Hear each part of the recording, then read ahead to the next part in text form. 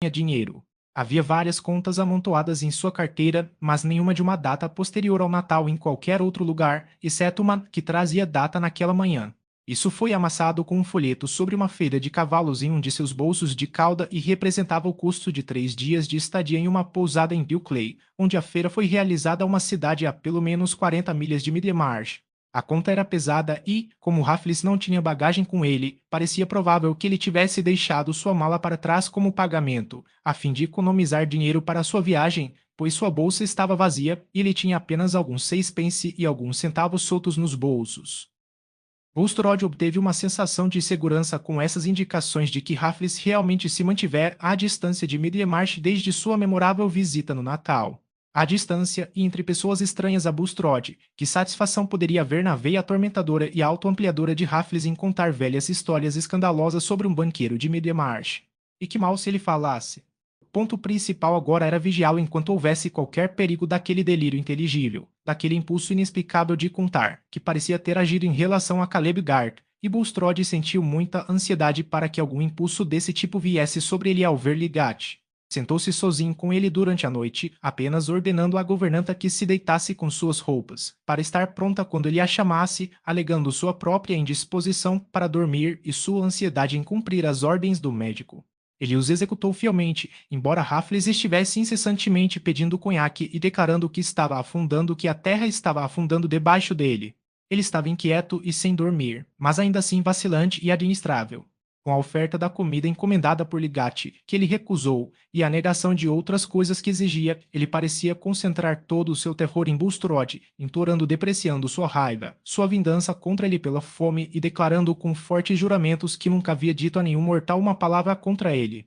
Mesmo isso, Bulstrode sentiu que não gostaria que Ligati ouvisse, mas um sinal mais alarmante de alternância intermitente em seu delírio foi que, no crepúsculo da manhã, Raffles de repente pareceu imaginar o médico presente, dirigindo-se a ele e declarando que Bulstrode queria matá-lo de fome por vingança por contar, quando ele nunca havia contado.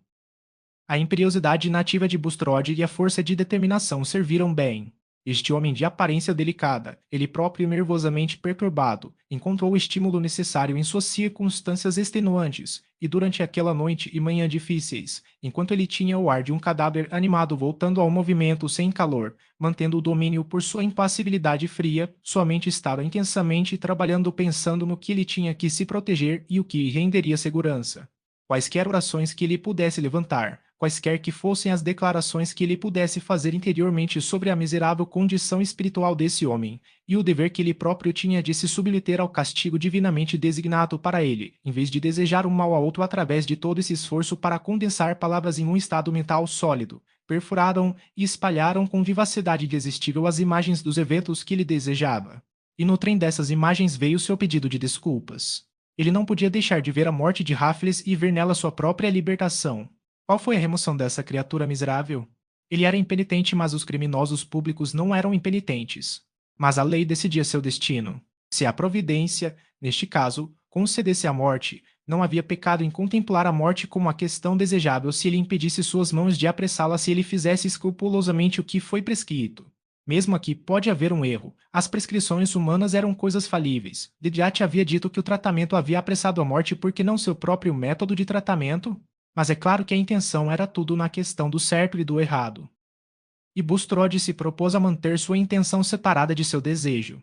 Ele declarou interiormente que pretendia obedecer às ordens, porque ele deveria ter entrado em qualquer discussão sobre a validade dessas ordens. Era apenas o truque comum do desejo que se vale de qualquer ceticismo irrelevante, encontrando maior espaço para si em toda incerteza sobre os efeitos, em toda a obscuridade que se parece com a ausência de lei. Ainda assim, ele obedeceu às ordens. Suas ansiedades continuamente olhavam para Ligati, e sua lembrança do que havia acontecido entre eles na manhã anterior era acompanhada de sensibilidades que não haviam sido despertadas durante a cena real. Ele então se importava pouco com as impressões dolorosas de Ligati em relação à mudança sugerida no hospital ou com a disposição em relação a si mesmo que o que ele considerava ser sua recusa justificável de um pedido bastante exorbitante poderia provocar. Ele voltou à cena agora com a percepção de que provavelmente havia feito de Ligati seu inimigo e com um desejo despertado de propiciá-lo, ou melhor, de criar nele um forte senso de obrigação pessoal. Ele lamentou não ter feito imediatamente um sacrifício irracional em dinheiro.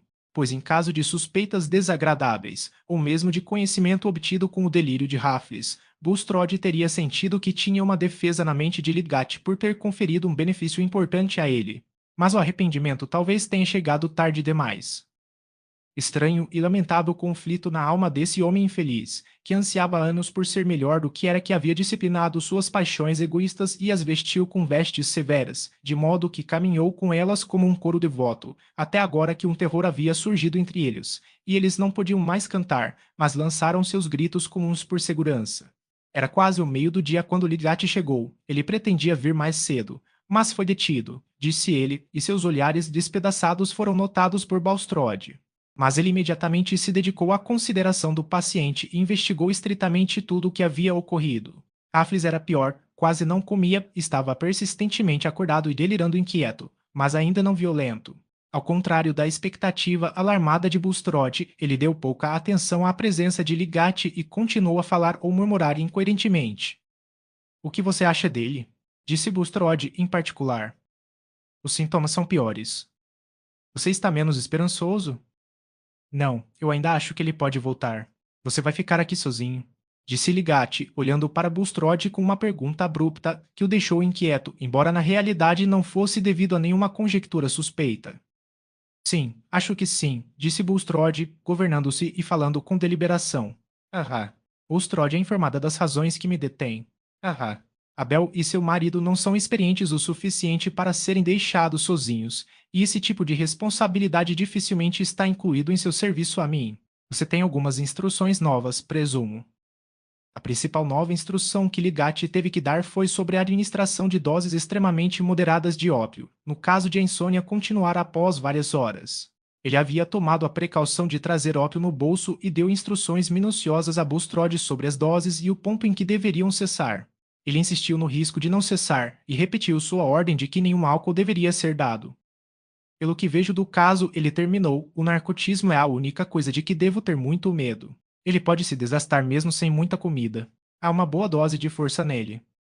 Você parece doente, SR. Ligate uma coisa muito incomum. Posso dizer sem precedentes em meu conhecimento de você, disse Bulstrode, mostrando uma solicitude tão diferente de sua indiferença no dia anterior, quanto sua imprudência atual sobre seu próprio cansaço era diferente de sua ansiedade habitual de alto apreço. Temo que você seja assediado. Sim, estou, disse Ligate, bruscamente, segurando o chapéu e pronto para ir. Algo novo, temo, disse Bulstrode, indagando. Por favor, sente-se. Não, obrigado, disse Ligate, com alguma altivez. Eu mencionei a você ontem qual era o estado dos meus negócios. Não há nada a acrescentar, exceto que a execução desde então foi realmente colocada em minha casa. Pode-se dizer uma boa quantidade de problemas em uma frase curta. Vou dizer bom dia. Fique, SR. Hidrate, fique, disse Bulstrode. Tenho reconsiderado este assunto. Ontem fui pego de surpresa e vi superficialmente. Ah, Bulstrode está ansiosa por sua sobrinha e eu mesmo deveria lamentar uma mudança calamitosa em sua posição. As reivindicações sobre mim são numerosas, mas, ao reconsiderar, considero certo incorrer em um pequeno sacrifício em vez de deixá-lo sem ajuda. Você disse, eu acho, que 1000 libras seriam suficientes inteiramente para libertá-lo de seus fardos e permitir que você recuperasse uma posição firme.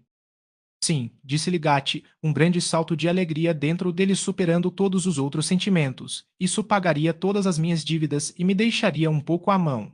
Eu poderia começar a economizar em nosso modo de vida. E aos poucos minha prática pode melhorar. Se você esperar um momento, SR. Hidrate, vou sacar um cheque nesse valor. Sou ciente de que a ajuda, para ser eficaz nesses casos, deve ser completa. Enquanto Bulstrode escrevia, Ligate se virou para a janela pensando em sua casa, pensando em sua vida com seu bom começo salvo da frustração, seus bons propósitos ainda intactos. Você pode me dar uma nota de mão para isso, SR? Ligate, disse o banqueiro, avançando em sua direção com o cheque. E aos poucos, espero, você pode estar em circunstâncias de me retribuir gradualmente. Enquanto isso, tenho prazer em pensar que você será libertado de mais dificuldades. Sou profundamente grato a você, disse Ligate. Você me devolveu a perspectiva de trabalhar com alguma felicidade e alguma chance de bem. Pareceu-lhe um movimento muito natural em Bulstrode que ele deveria ter reconsiderado sua recusa, correspondia ao lado mais generoso de seu caráter. Mas enquanto ele colocava seu ac em um galope, para que pudesse chegar mais cedo em casa, contar as boas novas a Rosamond e conseguir dinheiro no banco para pagar ao agente de Dover. Passou por sua mente, com uma impressão desagradável, como de um voo de asas escuras de mau augúrio em sua visão, o pensamento daquele contraste em si mesmo que alguns meses haviam trazido que ele deveria estar muito feliz por estar sob uma forte obrigação pessoal que ele deveria estar muito feliz em conseguir dinheiro para si mesmo de Bulstrode. O banqueiro sentiu que havia feito algo para anular uma causa de mal-estar, mas não foi o mais fácil. Ele não mediu a quantidade de motivos doentios que o fizeram desejar a boa vontade de Ligate, mas a quantidade não estava menos ativamente lá, como um agente irritante em seu sangue. Um homem faz votos e, no entanto, não rejeita os meios de quebrar seu voto. Será que ele claramente pretende quebrá-lo? De modo algum, mas os desejos que tendem a quebrá-lo estão trabalhando nele vagamente e entram em sua imaginação, e relaxam seus músculos nos exatos momentos em que ele está dizendo a si mesmo novamente as razões de seu voto.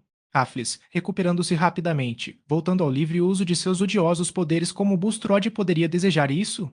Raffles morreu foi a imagem que trouxe libertação, e indiretamente ele orou por essa forma de libertação, implorando que, se fosse possível, o resto de seus dias aqui embaixo pudesse ser libertado da ameaça de uma ignomínia que o quebraria totalmente como um instrumento do serviço de Deus. A opinião de Ligate não estava do lado da promessa de que essa oração seria cumprida, e à medida que o dia avançava, Bulstrode sentiu-se irritado com a vida persistente desse homem, que ele gostaria de ver afundando no silêncio da morte. A vontade imperiosa despertou impulsos assassinos em direção a essa vida bruta, sobre a qual a vontade, por si só, não tinha poder.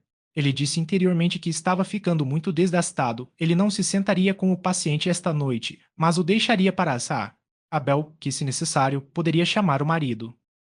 Às 6 horas, Afes, tendo tido apenas fragmentos intermitentes e perturbados de sono, os quais acordou com nova inquietação e gritos perpétuos de que estava afundando, Bulstrode começou a administrar o ópio de acordo com as instruções de Ligate. Ao final de meia hora ou mais, ele ligou para Sar, Adele, e disse a ela que se achava incapaz de continuar assistindo. Ele agora deve entregar a paciente aos cuidados dela, e ele começou a repetir para ela as instruções de Ligate quanto à quantidade de cada dose. Ah! Abel não sabia nada sobre as prescrições de Ligate, ela simplesmente preparou e trouxe tudo o que Bulstrode ordenou, e fez o que ele apontou para ela. Ela começou agora a perguntar o que mais deveria fazer além de administrar o ópio. Nada no momento, exceto a oferta da sopa ou da água com gás, você pode vir até mim para obter mais instruções. A menos que haja alguma mudança importante, não voltarei ao quarto esta noite. Você pedirá ajuda ao seu marido, se necessário.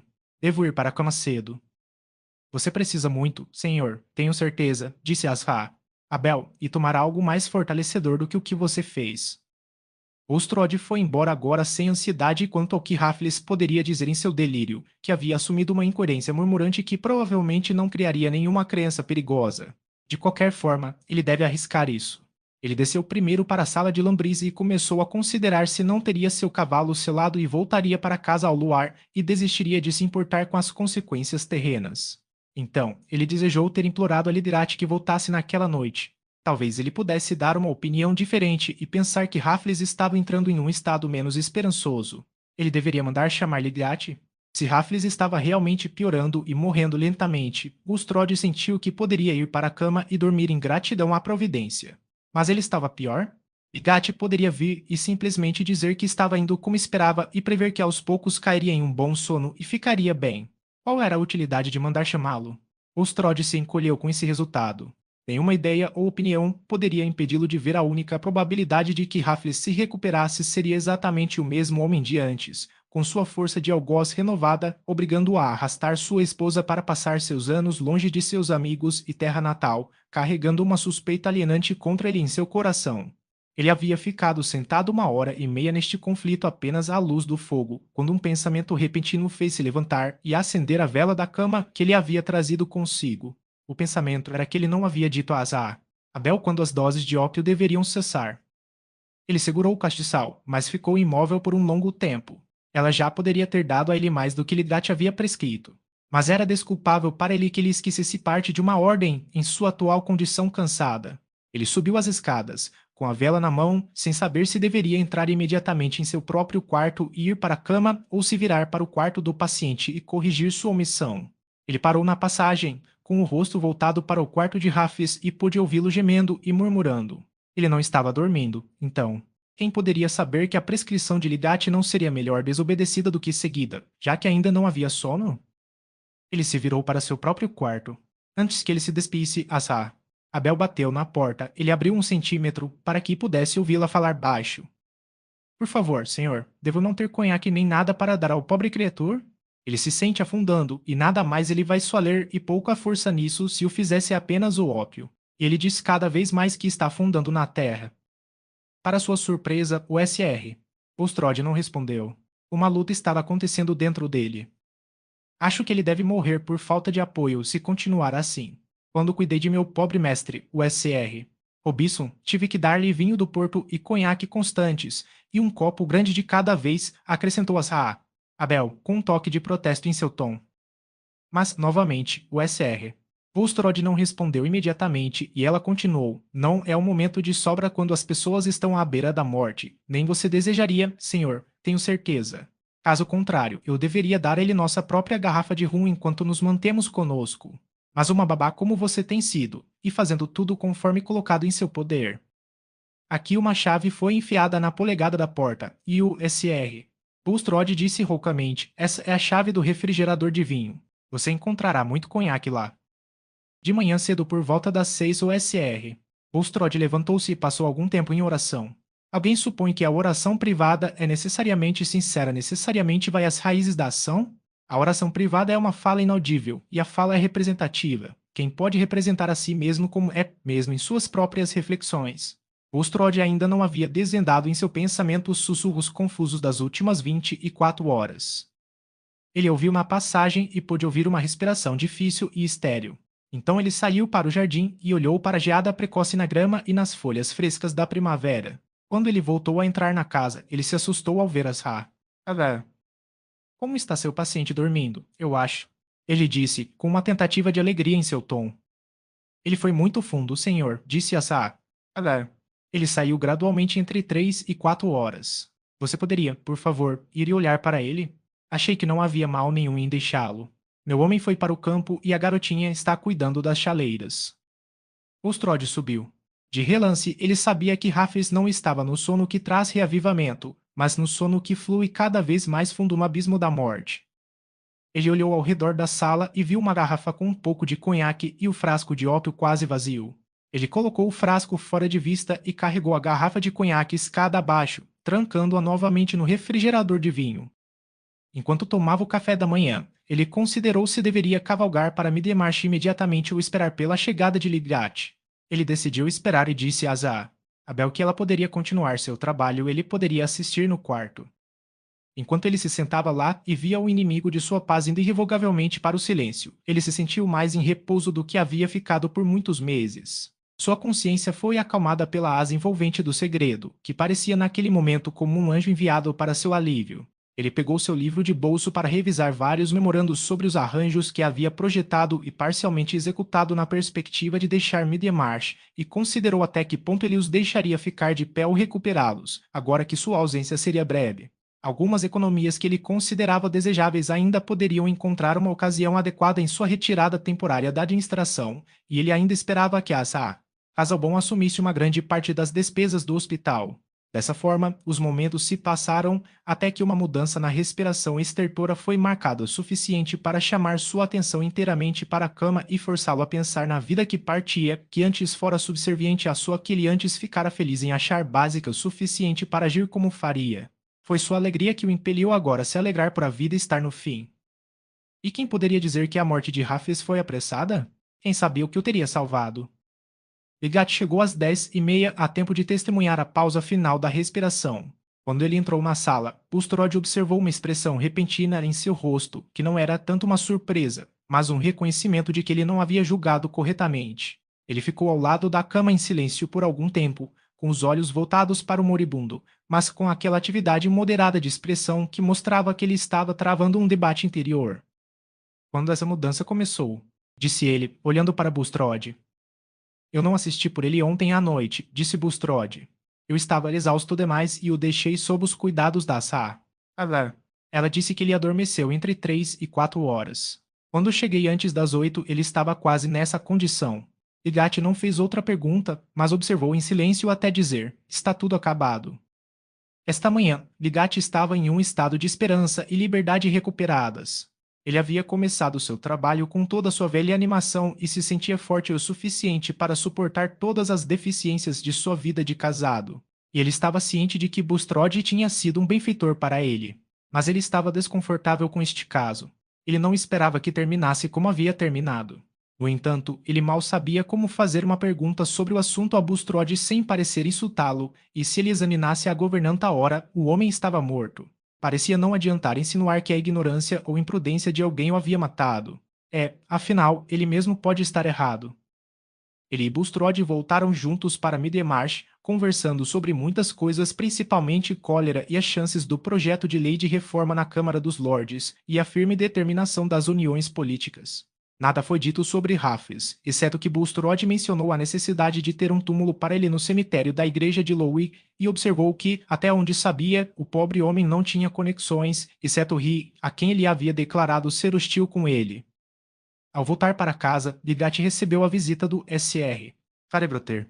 O vigário não estivera na cidade no dia anterior, mas a notícia de que havia uma execução na casa de Ligat chegara a Lowick à noite, tendo sido carregada pelo Sr. Spicer, sapateiro e escrivão da paróquia, que a recebeu de seu irmão, o respeitável cabide de cima em Lowick Gat. Desde aquela noite em que Ligat desceu da sala de bilhar com Frei Vince, os pensamentos do Sr. Farebroter sobre ele eram bastante sombrios. Brincar no dragão verde uma vez ou com mais frequência pode ter sido uma ninharia em outro homem, mas em Ligat era um dos vários sinais de que ele estava ficando diferente de seu antigo eu. Ele estava começando a fazer coisas pelas quais antes tinha até mesmo um desprezo excessivo. Quaisquer que fossem certas insatisfações no casamento, que alguns tilintantes tolos de fofoca lhe deram dicas, pudessem ter a ver com essa mudança, o Sr. Farebroter tinha certeza de que estava principalmente relacionado com as dívidas que estavam sendo cada vez mais distintamente relatadas, e ele começou a temer que qualquer noção de Ligat ter recursos ou amigos em segundo plano deve ser bastante ilusória. A rejeição que ele encontrou em sua primeira tentativa de ganhar a confiança de Ligat o inclinou para uma segunda, mas essa notícia de que a execução estava realmente na casa determinou o vigário a superar sua relutância. Ligat acabara de dispensar um pobre paciente, em quem estava muito interessado, e se adiantou para estender a mão com uma alegria aberta que surpreendeu o Sr. Farebroter. Isso também poderia ser uma rejeição orgulhosa de simpatia e ajuda? Não faz mal, a simpatia e a ajuda devem ser oferecidas. Como você está, Ligrat? Vim vê-lo porque eu vi algo que me deixou ansioso por você, disse o vigário, no tom de um bom irmão, só que não havia censura nisso. Ambos estavam sentados a essa altura, e Ligat respondeu imediatamente. Acho que sei o que você quer dizer. Você ouviu falar que houve uma execução na casa? Sim, é verdade. Era verdade, disse Ligat com um ar de liberdade, como se não se importasse em falar sobre o caso agora. Mas o perigo acabou, a dívida é paga. Sou fora de minhas dificuldades agora, estarei livre das dívidas e poderei, espero, começar de novo um plano melhor. Sou muito grato por ouvir isso, disse o vigário, recostando-se na cadeira e falando com aquela rapidez de tom baixo que muitas vezes segue a remoção de uma carga. Eu gosto disso mais do que todas as notícias do Times. Confesso que vim até você com o coração pesado. Obrigado por ter vindo, disse Ligat cordialmente. Posso desfrutar ainda mais da bondade porque sou mais feliz. Certamente fiquei bastante arrasado. Receio que os hematomas ainda doam aos poucos, acrescentou, sorrindo um tanto tristemente, mas agora só posso sentir que o parafuso de tortura está desligado. O SR. Farebroter ficou em silêncio por um momento e então disse seriamente: Meu caro amigo, deixe-me fazer uma pergunta. Perdoe-me se eu tomar uma liberdade. Eu não acredito que você vai perguntar nada que deva me ofender. Então isso é necessário para acalmar meu coração, você não é? Para pagar suas dívidas, contraiu outra dívida que pode assediá-lo ainda mais no futuro? Não, disse Ligat, colorindo ligeiramente. Não há razão para que eu não lhe diga, já que o fato é assim que a pessoa a quem estou em dívida é Bulstrode. Ele me fez um adiantamento muito bonito, 1000 libras, e pode esperar pelo reembolso. Bem, isso é generoso, disse o Sr. Farebroter, obrigando-se a aprovar o homem de quem não gostava. Seu sentimento delicado o recuou de se deter, mesmo em seu pensamento, no fato de que ele sempre pediu a Ligat que evitasse qualquer envolvimento pessoal com Bulstrode. Ele acrescentou imediatamente, e Bulstrode deve naturalmente sentir interesse em seu bem-estar, depois de ter trabalhado com ele de uma forma que provavelmente reduziu sua renda em vez de aumentá-la. Fico feliz em pensar que ele agiu de acordo. Lidat se sentiu desconfortável com essas suposições gentis. Eles tornaram mais distinta dentro dele a consciência inquieta que havia mostrado suas primeiras agitações fracas apenas algumas horas antes, de que os motivos de Bulstrode para sua súbita beneficência após a mais fria indiferença poderiam ser meramente egoístas. Ele deixou as suposições gentis passarem. Ele não podia contar a história do empréstimo, mas estava mais vividamente presente nele do que nunca, bem como o fato que o vigário delicadamente ignorou que essa relação de dívida pessoal com Bulstrode era o que ele estava mais decidido a evitar. Ele começou, em vez de responder, a falar de suas economias projetadas e de ter passado a olhar para sua vida de um ponto de vista diferente. Vou marcar uma cirurgia, disse ele. Eu realmente acho que fiz um esforço errado a esse respeito. E se Rosamond não se importar, vou pegar um aprendiz. Eu não gosto dessas coisas, mas se alguém as executa fielmente, elas não estão realmente diminuindo. Eu tive uma forte irritação para começar. Isso fará com que as pequenas fricções pareçam fáceis. Pobre Ligate. Ou se Rosamund não se importar, que havia caído dele involuntariamente como parte de seu pensamento, era uma marca significativa do jugo que ele carregava. Mas o Sr. Farebroter, cujas esperanças entravam fortemente na mesma corrente de Ligate e que não sabia nada sobre ele que pudesse agora levantar um pressentimento melancólico, deixou com afetuosas felicitações. Capítulo 71. Aliás, foi no cacho de uvas, onde, de fato, você tem prazer em se sentar, não é? Espuma. Eu tenho isso, porque é uma sala aberta e boa para o inverno. Fã. Ora, muito bem, então, espero que aqui estejam as verdades. 5 dias após a morte de Raffles, o Sr. Vambrid estava de pé à vontade sob o grande arco que levava ao pátio do Dragão Verde. Ele não gostava de contemplação solitária, mas acabara de sair de casa e qualquer figura humana que se sentisse à vontade sob o arco no início da tarde certamente atraria a companhia como um pombo que encontrou algo que valesse a pena bicar. Nesse caso, não havia nenhum objeto material para se alimentar, mas o olho da razão viu uma probabilidade de sustento mental na forma de fofoca. O Sr. Hopkins, o coronel manso oposto, foi o primeiro a agir de acordo com essa visão interior, sendo o mais ambicioso de uma pequena conversa masculina porque seus clientes eram principalmente mulheres. O Sr. Vambrid foi bastante rude com o Draper, sentindo que Hopkins estava obviamente feliz em falar com ele, mas que ele não iria desperdiçar muito de sua conversa com Hopkins. Logo, no entanto, havia um pequeno grupo de ouvintes mais importantes, que foram depositados entre os transeuntes ou passearam até o local expressamente para ver se havia algo acontecendo no Dragão Verde, e o Sr. Vambrid estava achando que valia a pena dizer muitas coisas impressionantes sobre os belos garanhões que ele estava vendo e as compras que fizera em uma viagem ao norte da qual acabara de voltar. Os cavalheiros presentes tinham a certeza de que, quando pudessem mostrar-lhe qualquer coisa para cortar uma égua de sangue, uma baía, subindo 4, que deveria ser vista em Doncaster se eles escolhessem ir e olhar para ela, o Sr. Vambrid os gratificaria sendo baleado daqui para Hereford. Além disso, um par de pretos que ele iria colocar no intervalo lembrou vividamente à sua mente um par que ele havia vendido a Faulkner em 19, por 100 guinéus, e que Faulkner vendera por 160 e 2 meses depois. Qualquer cavalheiro que pudesse refutar essa afirmação teria o privilégio de chamar o Sr. Vambrid por um nome muito feio até que o exercício fizesse sua garganta secar. Quando o discurso estava neste ponto de animação, surgiu o Sr. Francawley. Ele não era um homem de comprometer sua dignidade descansando no Dragão Verde, mas por acaso passava pela High Street e via Vambrid do outro lado. Ele deu alguns de seus longos passos para perguntar ao negociante de cavalo se ele havia encontrado o cavalo de primeira classe que ele havia contratado para procurar. O Sr. A lei foi solicitado a esperar até ver um cinza selecionado em Duclay, se isso não atendesse aos seus desejos de um fio de cabelo. Vambrid não conhecia um cavalo quando o viu, o que parecia ser a maior improbabilidade concebível. O Sr. A lei, de costas para a rua, estava marcando um horário para olhar para o cinza e vê-lo tentado, quando um cavalheiro passou lentamente. Bulstrode. Disseram 2 ou 3 vozes ao mesmo tempo em voz baixa, uma delas, que era a do Draper, respeitosamente prefixando o Sr. Mas ninguém tendo mais intenção nessa nomeação intergesial do que se tivessem dito a carruagem de Riverstone quando aquele veículo apareceu à distância. O Sr. A lei deu uma olhada descuidada nas costas de Bulstrode, mas quando os olhos de Vambrid o seguiram, ele fez uma careta sarcástica. Forgindo. Isso me lembra, começou ele, baixando um pouco a voz. Peguei outra coisa em Duclay além do seu cavalo de show, Sr. Olé. Peguei uma bela história sobre Bulstrode.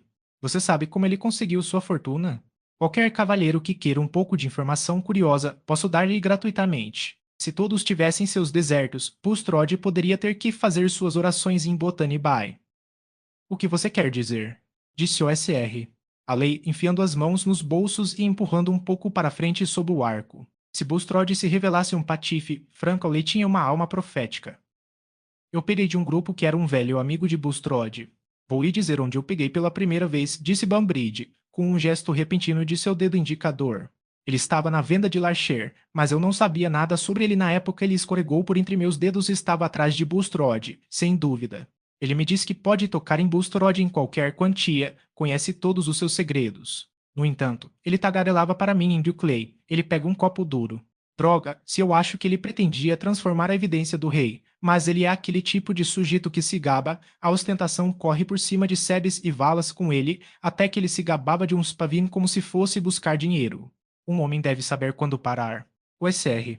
Banbridge fez essa observação com um ar de desgosto, satisfeito com o fato de que sua própria vanglória mostrava um bom senso do comercializável. Qual é o nome do homem? Onde ele pode ser encontrado? Disse o SR. Além. Quanto a onde ele pode ser encontrado, eu o deixei na cabeça do Sarraceno, mas seu nome é Raffles. Raffles! Exclamou o SR. Hopkins, eu forneci seu funeral ontem. Ele foi enterrado em Lowick. O SR. Bulstrode o seguiu. Um funeral muito decente. Houve uma forte sensação entre os ouvintes. O SR. Banbridge deu uma ejaculação na qual enxofre era a palavra mais suave, e o SR. A lei, franzindo as sobrancelhas, inclinando a cabeça para frente, exclamou: O quê? Em Stone Court, disse o draper. A governanta disse que ele era parente do mestre. Ele chegou lá doente na sexta-feira. Ora, foi na quarta-feira que tomei um copo com ele, interpôs Banbridge. Algum médico o atendeu? Disse o SR. A lei. Sim. SR. Ligate. O SR. Bulstrode sentou-se com ele uma noite. Ele morreu na terceira manhã. Vá em frente, Banbridge, disse o SR. Auley, insistentemente. O que esse sujeito disse sobre Bulstrode? O grupo já havia se tornado maior, a presença do escrivão da cidade era uma garantia de que algo que valia a pena ouvir estava acontecendo lá, e o SR. Banbridge entregou sua narrativa na audiência de 7. Era principalmente o que sabemos, incluindo o fato sobre Will Ladislau, com alguma cor e circunstância locais adicionadas. Era o que Bulstrode temia a traição e esperava ter enterrado para sempre com o cadáver de Raffles. Era aquele fantasma assombroso de sua vida anterior que, ao passar pelo arco do dragão verde, ele confiava que a providência o havia livrado. Sim, providência. Ele ainda não havia confessado a si mesmo que havia feito qualquer coisa no sentido de artifício para esse fim. Ele aceitou o que parecia ter sido oferecido. É impossível provar que ele havia feito algo que apressasse a partida da alma daquele homem. Mas essa fofoca sobre Bulstrode se espalhou por Middlemarch como um cheiro de fogo. O SR. Franklin acompanhou suas informações enviando um escrivão em quem ele podia confiar para Stone Court sob o pretexto de perguntar sobre Feno, mas na verdade para reunir tudo o que pudesse ser aprendido sobre Raffles e sua doença com a Saa. Desta forma, chegou ao seu conhecimento que o SR. Dart havia carregado o homem para Stone Court em seu show, e o SR. A lei, em consequência, aproveitou a oportunidade de ver Caleb, ligando para seu escritório para perguntar se ele tinha tempo para realizar uma arbitragem, se necessário, e depois perguntando-lhe incidentalmente sobre Raffles. Caleb não foi traído em nenhuma palavra prejudicial a Bulstrode além do fato de que ele foi forçado a admitir que ele havia desistido de agir por ele na última semana. O SR. A lei tirou suas inferências e, sentindo-se convencido de que Raffles havia contado sua história a Garth e que Garth havia desistido dos negócios de Bulstrode em consequência, disse isso algumas horas depois ao SR. Flair. A declaração foi transmitida até perder completamente o selo de uma inferência e foi tomada como informação vinda diretamente de Garth, de modo que mesmo um historiador diligente poderia ter concluído que Caleb era o principal editor das contravenções de Bulstrode. O SR. A lei não demorou a perceber que não havia controle para a lei nas revelações feitas por Raffles ou nas circunstâncias de sua morte. Ele próprio cavalgou até a vila de Lowick para poder olhar o registro e conversar sobre todo o assunto com o SR. Para proter que não ficou mais surpreso do que o advogado que um segredo feio deveria ter vindo à tona sobre Bulstrode, embora ele sempre tivesse justiça suficiente para impedir que sua antipatia se transformasse em conclusões.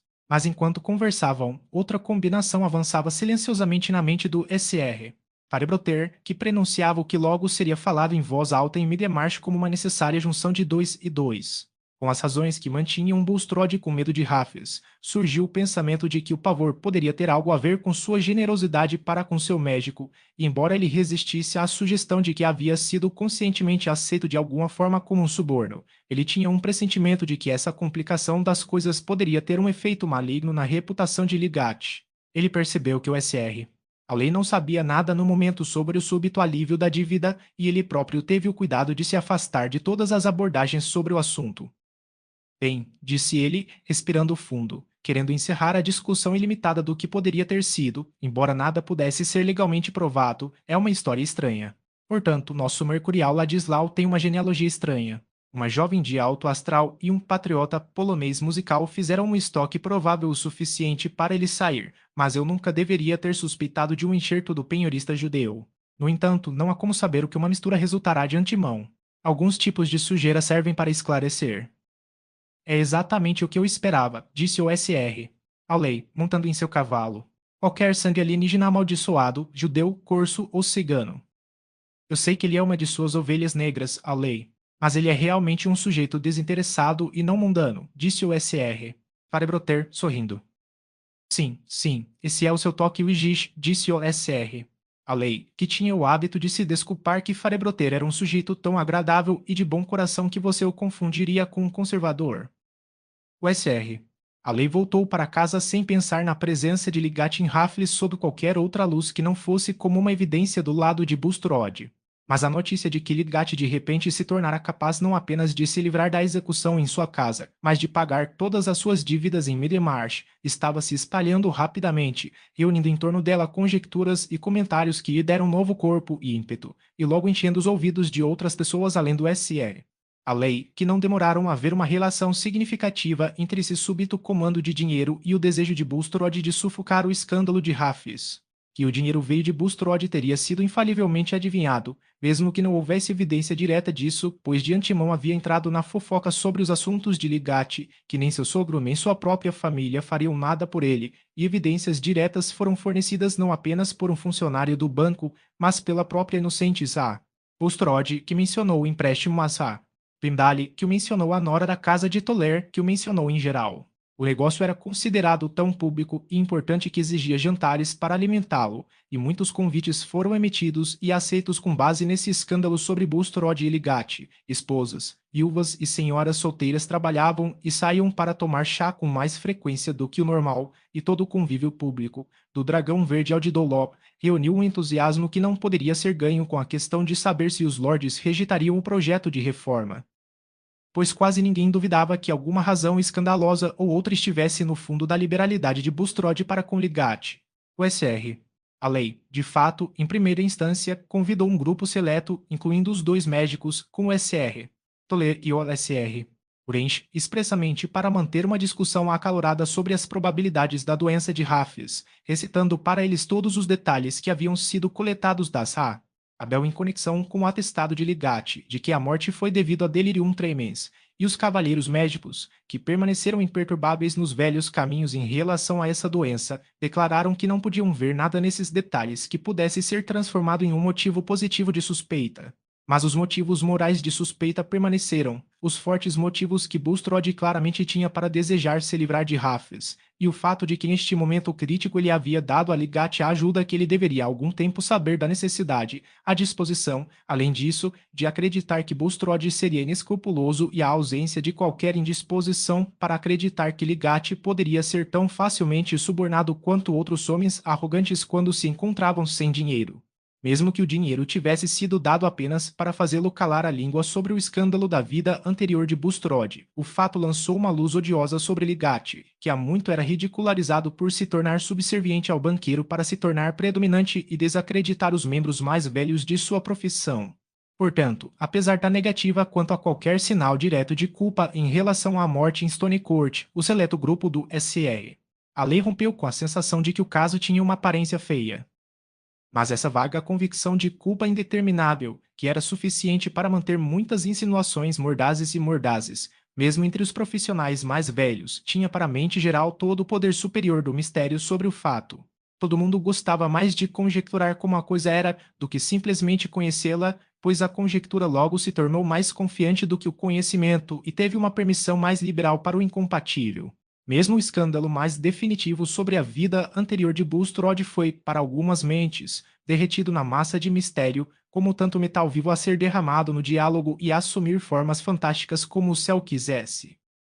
Esse era o tom de pensamento sancionado principalmente pela Saar Dunlop, a espirituosa proprietária da caneca em Salterlane, que muitas vezes tinha que resistir ao pragmatismo superficial de clientes dispostos a pensar que seus relatórios do mundo exterior eram de igual força com o que havia surgido em sua mente. Como ele havia sido trazido para ela, ela não sabia, mas estava lá diante dela como se tivesse sido marcado com o giz na chaminé, como Bulstrode deveria dizer. Seu interior era tão preto como se os cabelos de sua cabeça conhecessem os pensamentos de seu coração, ele os rasgaria pela raiz. Isso é estranho, disse Lim, um sapateiro meditativo, com olhos fracos e voz estridente. Ora, eu li na trombeta que foi o que o Duque de Wellington disse quando virou o casaco e foi para os romanos. Muito parecido, disse Azar. Eu, se um Husky disse isso, é mais uma razão pela qual outro deveria. Mas hipócrita como ele tem sido, e segurando as coisas com aquela mão alta, como não havia pároco no país bom o suficiente para ele foi forçado a levar o velho Harry em seu conselho, e o velho Harry tem sido demais para ele. Sim, sim, ele é um cúmplice que você não pode enviar para fora do país, disse o SR. Crabe, o vidraceiro, que reuniu muitas notícias e tateou entre elas vagamente. Mas pelo que posso perceber, eles dizem que Bulstrode era por fugir por medo de ser descoberto antes de agora. Ele será expulso, quer seja ou não, disse o SR. Dio, o barbeiro, que acabara de aparecer. Eu raspei Fetcher, o funcionário de Auley. Esta manhã ele tem um dedo ruim e ele diz que todos estão de acordo para se livrar de Bulstrode. O SR. Exigir-se voltou contra ele e o quer fora da paróquia. E há cavalheiros nesta cidade que dizem que jantariam assim que um sujeito dos cascos. E um acordo mais cedo eu faria, diz Fletcher, pois o que é mais contra o estômago de alguém do que um homem vir e se fazer má companhia com sua religião, e dar como os 10 mandamentos não são suficientes para ele, e o tempo todo ele é pior do que metade dos homens na esteira. O próprio Fletcher disse isso. Vai ser uma coisa ruim para a cidade, porém, se o dinheiro de Bulstrode sair dela, disse o SR. Limp trêmulo. Há pessoas melhores gastando seu dinheiro pior, disse um tintureiro de voz firme, cujas mãos carmesim pareciam descondizentes com seu rosto bem-humorado. Mas ele não vai ficar com seu dinheiro, pelo que posso entender, disse o vidraceiro. Eles não dizem que alguém pode tirar isso dele. Pelo que posso entender, eles poderiam tirar cada centavo dele, se fossem para a lei. Não existe tal coisa, disse o barbeiro, que se sentia um pouco acima de sua companhia na casa de Dolop, mas não gostava nem um pouco. Fetcher disse que não é tal coisa. Ele diz que eles podem provar repetidamente de quem era esse jovem Ladislau, e eles não fariam mais do que se provassem que eu saí dos feios se ele não poderia tocar em um centavo. Olhe você lá agora, disse Azar. Dolop, indignada. Agradeço ao Senhor por ter levado meus filhos para si mesmo, se isso é tudo que a lei pode fazer pelos órfãos. Então, com isso, não adianta quem são seu pai e sua mãe. Mas quanto ao ouvir o que um advogado diz sem perguntar a outro, eu me pergunto sobre um homem de sua inteligência, SR. Dio, é bem sabido que sempre há dois lados, se não mais, caso contrário. Quem iria para a lei, eu gostaria de saber? É um conto pobre, com toda lei como há altos e baixos, se não adianta provar de quem você é filho. Fetcher pode dizer isso se quiser, mas eu digo, não me Fetcher. O SR. Dio fingiu rir de maneira elogiosa das A. Dolop, como uma mulher que era mais do que páreo para os advogados, estando disposto a se submeter a muito tuitim de uma senhoria que tinha uma longa pontuação contra ele. Se eles vierem para a lei, e é tudo verdade como as pessoas dizem, há mais a ser procurado do que dinheiro, disse o vidraceiro.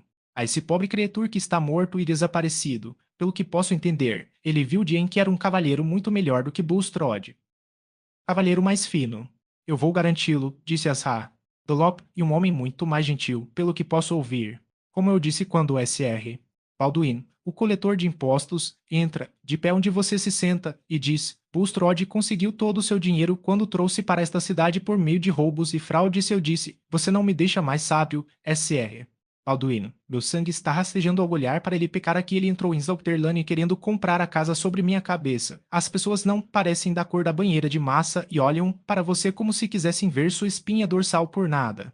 Foi o que eu disse, e o SR. Balduin pode me dar testemunho. E nos direitos disso também, disse o SR. Grave. Pelo que posso entender, este Hafiz, como o chamam, era um homem vigoroso e de cor fresca como você gostaria de ver, e a melhor companhia embora morto. Ele jaz no cemitério da igreja de Lowick com certeza, e pelo que posso entender, eles sabem mais do que deveriam saber sobre como ele chegou lá. Eu vou acreditar em você, disse Azar, Dolop, com um toque de desprezo pela aparente escuridão do SR. Grave. Quando um homem foi levado para uma casa solitária, e lá eles podem pagar por hospitais e enfermeiras, pois metade do país escolhe ser babá noite e dia, e ninguém se aproxima a não ser um médico, como é conhecido por ficar em nada, e tão pobre quanto ele pode ficar junto, e depois disso tão cheio de dinheiro quanto ele pode pagar o SR. Filhos, o açougueiro, enquanto sua conta está correndo para os melhores articulações desde a última vez que Michaelmas foi um mês de 12 meses. Eu não quero que ninguém venha e me diga que tem havido mais coisas acontecendo. Nem o livro de orações tem um serviço para eu não quero ficar piscando, piscando e pensando. Ah. Dolop olhou em volta com o ar de uma senhoria acostumada a dominar sua companhia. Houve um coro de adesão dos mais corajosos, mas o SR. Imp, depois de tomar um gole, juntou as mãos espalmadas e pressionou-as com força entre os joelhos, olhando para elas com os olhos turvos, como se o poder escaldante do discurso das Ra. Dolop tivesse secado completamente e anulado sua inteligência até que pudessem ser trazidas de volta por mais umidade. Porque eles não deveriam desenterrar o homem e ficar com o Cromer, disse o tintureiro. Isso tem sido feito muitas e muitas vezes. Se houve crime, eles podem descobrir. Não eles, SR. Jonas, disse Azar. Dolop, enfaticamente. Eu sei o que são médicos. Eles são muito astutos para serem descobertos. E esse Dr. Ligati que tem sido para cortar todo mundo antes que a respiração estivesse bem fora de seu corpo é claro o suficiente para que uso ele queria fazer ao olhar para o interior de pessoas respeitáveis. Ele conhece drogas, você pode ter certeza, pois você não pode cheirar nem ver, nem antes de serem engolidas nem depois. Ora, eu mesmo vi gotas encomendadas pelo Dr. Gambit, assim como o médico do nosso clube e um bom caráter, e trouxe mais crianças vivas ao mundo nem nunca mais. E me demarche eu digo que eu mesmo vi gotas que não faziam diferença se estavam no vidro ou fora, e ainda assim reclamei você no dia seguinte. Então, vou deixar seu próprio bom senso para julgar. Não me diga.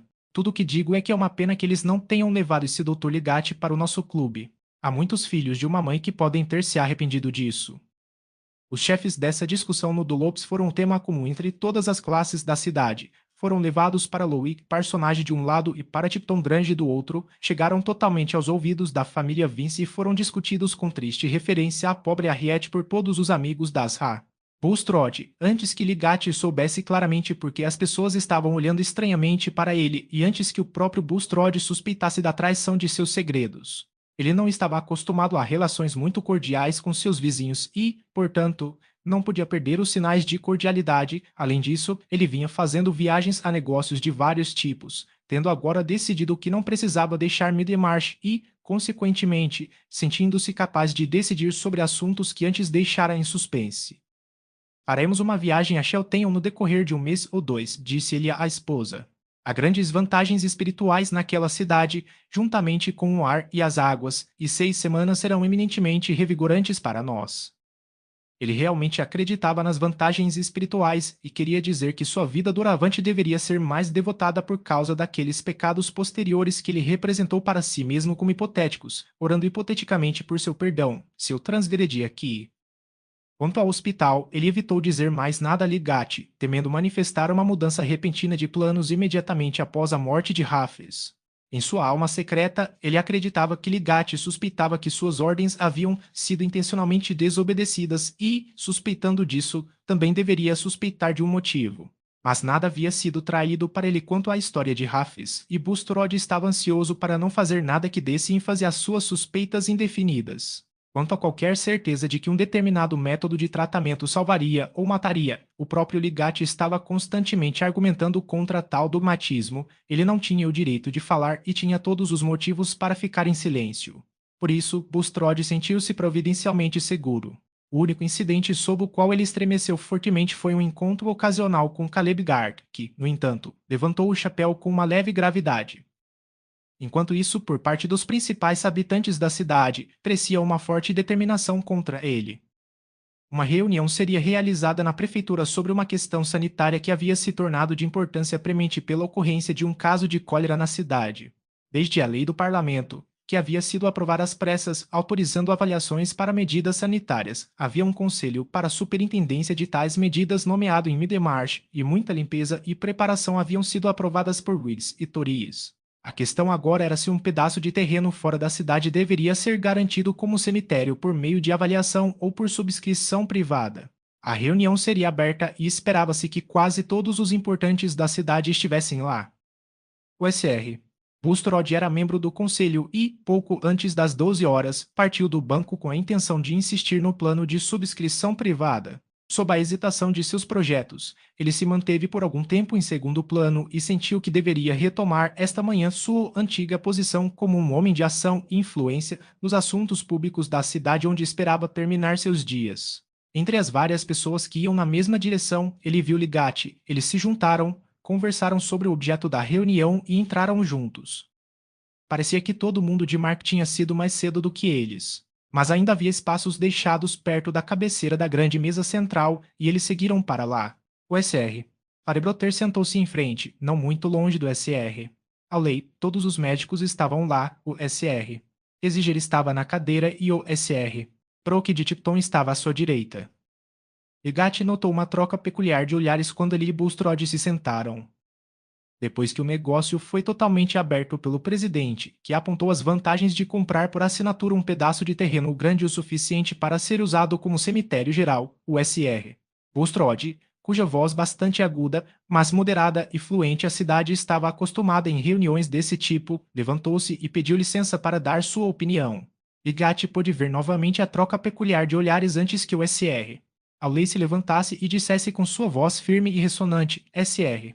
Presidente, solicito que, antes que alguém dê sua opinião sobre este ponto, eu possa falar sobre uma questão de sentimento público, que não apenas por mim, mas por muitos cavalheiros presentes, é considerado preliminar. O modo de falar do SR. A lei, mesmo quando o decoro público reprimia sua linguagem horrível, era formidável em sua franqueza e autocontrole. O SR. Exiger sancionou o pedido, o SR. Bulstrode sentou-se e o SR. A lei continuou. No que tenho a dizer, SR. Presidente, não estou falando simplesmente em meu próprio nome, estou falando com a concordância e a pedido expresso de nada menos que 8 de meus concidadãos que estão imediatamente ao nosso redor. É nosso sentimento unido que o SR. Bulstrode deve ser chamado e eu agora o convido a renunciar a cargos públicos que ele ocupa não apenas como contribuinte, mas como um cavalheiro entre cavalheiros. Existem práticas e atos que, devido às circunstâncias, a lei não pode visitar, embora possam ser piores do que muitas coisas que são legalmente puníveis. Homens e cavalheiros honestos, se não querem a companhia de pessoas que cometem tais atos, têm que se defender da melhor maneira possível, e é isso que eu e os amigos a quem posso chamar de meus clientes neste caso estamos determinados a fazer. Não digo que o SR. Bulstrode tenha sido culpado de atos vergonhosos, mas peço-lhe publicamente que negue e refute as declarações escandalosas feitas contra ele por um homem agora morto e que morreu em sua casa a declaração de que ele esteve por muitos anos envolvido em práticas nefastas e que ganhou sua fortuna por meio de procedimentos desonestos ou então que se retire de posições que só poderiam ter sido permitidas a ele como um cavalheiro entre os cavalheiros. Todos os olhos na sala estavam voltados para o SR. Bulstrode, que, desde a primeira menção de seu nome, estava passando por uma crise de sentimento quase violento demais para seu corpo delicado suportar. Ligati, que estava passando por um choque devido à terrível interpretação prática de algum leve augúrio, sentiu, no entanto, que seu próprio movimento de ódio ressentido foi contido por aquele instinto do curandeiro que pensa primeiro em trazer resgate ou alívio ao sofredor, quando olhou para a miséria encolhida do rosto lívido de Bulstrode. A rápida visão de que sua vida era, afinal, um fracasso, que ele era um homem desonrado e deveria se acovardar diante do olhar daqueles em relação a quem ele habitualmente assumira a atitude de um reprovador que Deus o havia renegado diante dos homens e o deixado sem tela para o desprezo triunfante daqueles que estavam felizes por ter seu ódio justificado a sensação de total futilidade naquele equívoco com sua consciência ao lidar com a vida de seu cúmplice, um equívoco que agora se voltava venenosamente contra ele com a presa adulta de uma mentira descoberta. Tudo isso correu por ele como a agonia do terror que não consegue matar e deixa os ouvidos ainda abertos para a onda de execração que retorna. A súbita sensação de exposição após o restabelecimento da sensação de segurança veio não para a organização grosseira de um criminoso, mas para o nervo suscetível de um homem cujo ser mais intenso residia em tal domínio e predominância conforme as condições de sua vida haviam moldado para ele. mas nesse ser intenso estava a força da reação.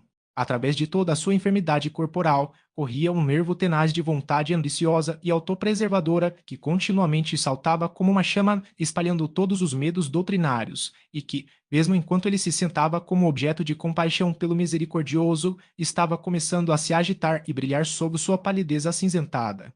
Antes que as últimas palavras saíssem da boca do Sr. Alei, Bulstrode sentiu que deveria responder e que sua resposta seria uma réplica. Ele não ousou se levantar e dizer: "Eu não sou culpado. Toda a história é falsa, mesmo que ele tivesse ousado isso, teria parecido a ele, sob seu atual senso agudo de traição, tão vão quanto puxar, para cobrir sua nudez, um trapo frágil que rasgaria a cada pequena tensão." Por alguns momentos, houve silêncio total enquanto todos os homens na sala olhavam para Bulstrode. Ele sentou-se perfeitamente imóvel, encostando-se com força no encosto da cadeira. Ele não podia se aventurar a se levantar e, quando começou a falar, pressionou as mãos sobre o assento de cada lado. Mas sua voz era perfeitamente audível, embora mais rouca do que o normal, e suas palavras eram pronunciadas distintamente, embora ele parasse entre as frases como se estivesse com falta de ar. Ele disse, voltando-se primeiro para o Sr. Exige e depois olhando para o Sr. Além. Eu protesto diante de você, Senhor, como ministro cristão, contra a sanção de procedimentos contra mim que são ditados por ódio virulento. Aqueles que são hostis a mim ficam felizes em acreditar em qualquer difamação proferida por uma língua solta contra mim, e suas consciências se tornam rígidas contra mim. Diga que a maledicência da qual devo ser vítima me acusa de más práticas. Aqui a voz de Bulstrode se elevou e assumiu um sotaque mais mordaz, até parecer um grito baixo. Quem será meu acusador? Não homens cujas próprias vidas são anticristãs, ou melhor, escandalosas, não homens que usam instrumentos baixos para realizar seus fins, cuja profissão é um tecido de trapaça que tem gasto sua renda em seus próprios prazeres sensuais, enquanto eu tenho dedicado a minha para promover os melhores objetivos em relação a esta vida e à próxima. Depois da palavra chicana, houve um barulho crescente, metade de murmúrios e metade de assobios, enquanto 4 pessoas começaram a se levantar ao mesmo tempo. Sr. Alei, Sr. Toler, Sr. Tigeli, Sr. Akbut, mas a explosão do Sr. A lei foi instantânea e deixou os outros para trás em silêncio. Se você quer dizer a mim, Senhor, eu chamo você e todos os outros para a inspeção de minha vida profissional. Quanto a cristão ou não cristão, repudio o seu cristianismo tagarela, e quanto à maneira como gasto minha renda, não é meu princípio manter ladrões e enganar os filhos de sua devida herança para apoiar a religião e me estabelecer como um santo killjoy. Não afeto a gentileza de consciência, ainda não encontrei nenhum bom padrão necessário para medir suas ações, Senhor. E peço-lhe novamente que dê explicações satisfatórias sobre os escândalos contra você, ou então que se retire de cargos nos quais de qualquer forma o recusamos como colega. Eu digo, Senhor, recusamo-nos a cooperar com um homem cujo caráter não é limpo de luzes infames lançadas sobre ele, não apenas por relatórios, mas por ações recentes. Permita-me, Sr. A lei, disse o presidente, e o Sr. A lei, ainda furioso, curvou-se meio impacientemente e sentou-se com as mãos enfiadas nos bolsos. Sr. Bulstrode, não é desejável, eu acho, prolongar a presente discussão, disse o Sr. Exigir, voltando-se para o homem pálido e trêmulo, devo concordar até agora com o que caiu do Sr. A lei na expressão de um sentimento geral, a ponto de pensar que devido à sua profissão cristã você deve se livrar, se possível, de calúnias infelizes. De minha parte, devo estar disposto a dar-lhe plena oportunidade e audição. Mas devo dizer que sua atitude atual é dolorosamente inconsistente com os princípios com os quais você procurou se identificar e pela honra dos quais sou obrigado a me importar. Eu recomendo a você no momento, como seu clérigo, e alguém que espera sua reintegração em respeito, que saia da sala e evite mais obstáculos aos negócios. Bulstrode, depois de um momento de hesitação, tirou o chapéu do chão e levantou-se lentamente, mas agarrou o canto da cadeira com tanta cambaleação que Ligati teve certeza de que não havia força suficiente nele para ir embora sem apoio. O que ele poderia fazer? Ele não conseguia ver um homem afundar perto dele por falta de ajuda. Ele se levantou e deu o braço a Bulstrode, e assim o levou para fora da sala. No entanto, esse ato, que poderia ter sido de dever gentil e pura compaixão, foi neste momento indescritivelmente amargo para ele. Parecia que ele estava colocando o seu manual de sinais naquela associação de si mesmo com Bulstrode, da qual ele agora via o significado completo como deve ter se apresentado a outras mentes. Ele agora sentia a convicção de que esse homem que estava encostado trêmulo em seu braço lhe dera as 1000 libras como suborno e que, de alguma forma, o tratamento de Raffles havia sido adulterado por um motivo maligno. As inferências estavam intimamente ligadas o suficiente, a cidade sabia do empréstimo, acreditava que era um suborno e acreditava que ele o aceitava como suborno. O pobre Lidgate, com a mente lutando sob as terríveis garras dessa revelação, foi o tempo todo moralmente forçado a levar o SR. Bulstrode ao banco, mandar um homem buscar sua carruagem e esperar para acompanhá-lo para casa. Enquanto isso, os negócios da reunião foram despachados.